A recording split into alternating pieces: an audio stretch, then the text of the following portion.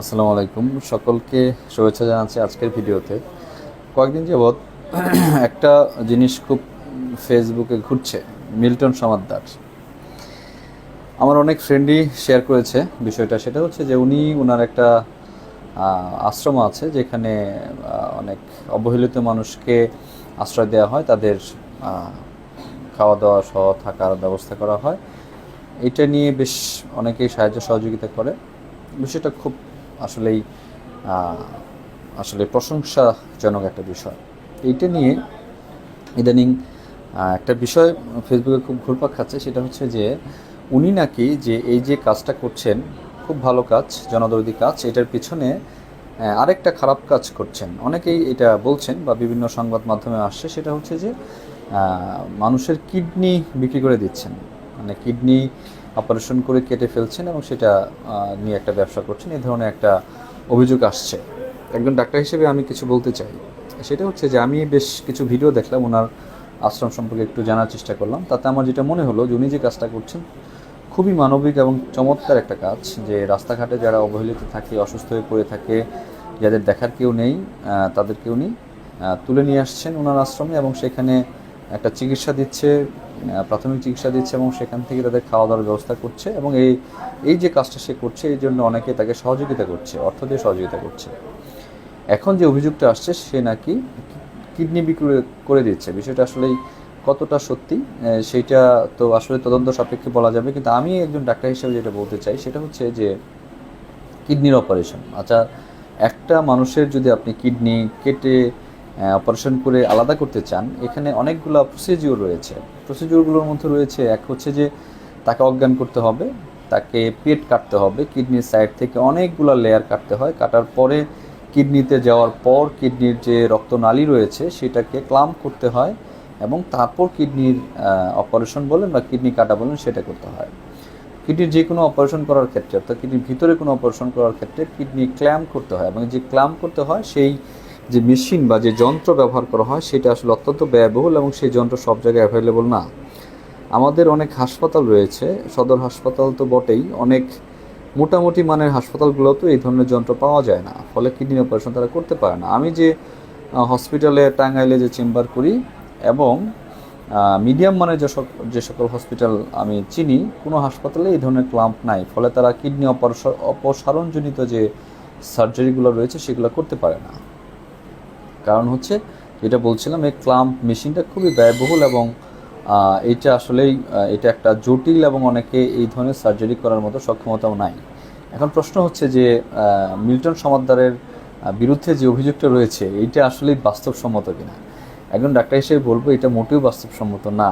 ওনার যে আমি আশ্রমটা দেখলাম সেখানে যে ধরনের চিকিৎসা বা যে ছোটোখাটো যে বিষয়গুলো করা হয়, সেইখানে এরকম একটা জায়গায় অ্যানেস্থেশিয়া দিয়ে অজ্ঞান করে সেখানে এত বড় একটা সার্জারি করা, এত ব্যয়বহুল একটা সার্জারি করা এবং সেখানে ক্লাম্প করে কিডনি কেটে আলাদা করে রাখা এবং সেইটা রাখার ব্যবস্থা করা, কারণ এই ধরনের সার্জারি করতে যে ধরনের সরঞ্জাম লাগে আমার মনে হয় ওইখানে এটা মোটেও সম্ভব না এবং এই ধরনের বলও তার থাকার কথা না, বা থাকলেও সেটা আসলে ওই ধরনের জায়গায় সেটা করতে পারার কথা না। এবং এই যে যে মানুষগুলো দেখলাম তাদের যে ফিটনেস, তাদের যে চেহারা, তাদের আসলে জেনারেল অ্যানেস্থেশিয়া দেওয়ার মতো ফিটনেসও নাই আসলে, যে তাদেরকে অজ্ঞান করবেন সেই ফিটনেসও নাই। সুতরাং এই যে যারা এই এই অভিযোগ করছেন, আমার মনে হয় পুরোটাই মিথ্যা। একজন ডাক্তার হিসেবে বলবো এটা আসলে কোনোভাবেই সম্ভব না, এটা আসলে ইম্পসিবল। কিডনি আলাদা করা একটা এই ধরনের মানুষের পেট থেকে সেটা একেবারেই সম্ভব না। অনেকেই মিলাচ্ছে যে অনেকেই পেটে কাটা, এখানে ওখানে কাটা, এটা দিয়ে মিলাচ্ছে। এটা দিয়ে আসলেই এই জিনিসটা মেলানো যাবে না। অনেকেই তো অনেক কারণে পেট কাটা থাকে, অনেকে আলসার থাকে, অনেক কারণে পেট কাটা থাকে, কিন্তু কিডনি আলাদা করার যে অপারেশন ভাই, এইটা কিন্তু যেন তেন একটা বিষয় না, এটা অনেক বড় বিষয়। এটা অনেক বড় হাসপাতালে, ইভেন সদর হাসপাতাল, অনেক মেডিকেল কলেজেও এটা হয় না। সুতরাং মিল্টন সমাদ্দারের মতো এরকম একটা তার একটা আশ্রমের মতো জায়গা এটা আলাদা করবেন, এটা মেডিকেল সায়েন্সে একেবারেই ইম্পসিবল। যে জায়গাটা থেকে এখন কথা বলবো সেটা হচ্ছে যে কেন এটা অপপ্রচারটা হচ্ছে, বা অপপ্রচারটা হচ্ছে অনেকেই ইমোশনাল হয়ে সেটা শেয়ার করছেন। আমার ফেসবুকের ফ্রেন্ড অনেকেই এটা নিয়ে শেয়ার করছে, অনেকেই এটা নিয়ে কথা বলছে। আমার যেটা মনে হয় এই জায়গাটা একটা শুরু হওয়া করা দরকার, সংশ্লিষ্ট কর্তৃপক্ষ এটা একটা তদন্ত করা দরকার। আমি যতদূর বুঝলাম যে তার বিরুদ্ধে কিছু লোক লেগে গেছে, সেটা পলিটিক্যাল জায়গা থেকেই লেগেছে যেটা মনে হলো। এবং আমি একটা জায়গায় দেখলাম ছাত্রলীগের একজন খুব খুব ঊর্ধ্বতন একজন একটা জায়গা থেকে একজন লোক তার বিরুদ্ধে লেগেছে। একটা জায়গায় পড়লাম, কিছু জায়গায় পড়লাম তার ব্যক্তিগত ক্লেশ, কোথাও কোথায় পড়লাম জমি সংক্রান্ত বিষয়, রাস্তা সংক্রান্ত বিষয়, নানান কিছু। আমার যেটা মনে হয়, আমি একজন ডাক্তার হিসেবে বলবো এবং একজন মানবিক জায়গা থেকে বলবো, সেটা হচ্ছে এই ধরনের কাজ কিন্তু সবাই করতে পারে না। এটা খুবই চমৎকার একটা কাজ। হয়তো 19-20 এদিক ওদিক একটু সমস্যা থাকতে পারে, কিন্তু এটার জন্য তাকে একেবারে কাঠগড়ায় দাঁড়ানো, তাকে একেবারে ফেসবুকের ট্রল করা, তাকে হেনস্থা করা, তাকে তার সম্পর্কে অনেক কিছু লেখা, আমার মনে হয় এখন এটা সময় আসেনি, এই ধরনের কথা বলার সময় আসেনি। যদি কোনো অভিযোগ হয় সেটা তদন্ত হোক, সেটা নিয়ে সরকারের পক্ষ থেকে বা সংশ্লিষ্ট আইন প্রয়োগকারী সংস্থা থেকে তদন্ত হোক, তারপরে আপনারা তাকে যা খুশি বলেন। এখনই আমার মনে হয় তার সম্পর্কে খারাপ কথা বলার সময় আসেনি।